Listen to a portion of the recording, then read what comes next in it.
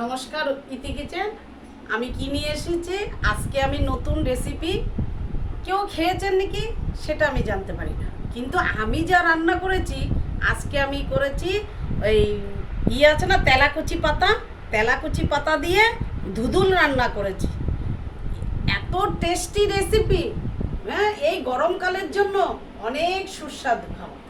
আর কি করেছি, টক ডাল করেছি, চলি ভাজি করেছি। মানুষটা চলি ভাজি করে, ওই যে সাদা রঙের যে ডাটা পাতার মতন শাকটা, খুব পেট ঠান্ডা থাকে, খুব ভালো। তবে ওই চলি ভাজি করেছি। আর টিন্ডোলা করেছি আজকে আমি আলু টিন্ডোলা ভাজা করেছি, ধনিয়া পাতা দিয়েছি লাস্টে, কালো জিরা সম্বাদ দিয়ে লাস্টে আমি ধনিয়া পাতা। আর কি করেছি, টক আম দিয়ে টক ডাল করেছি।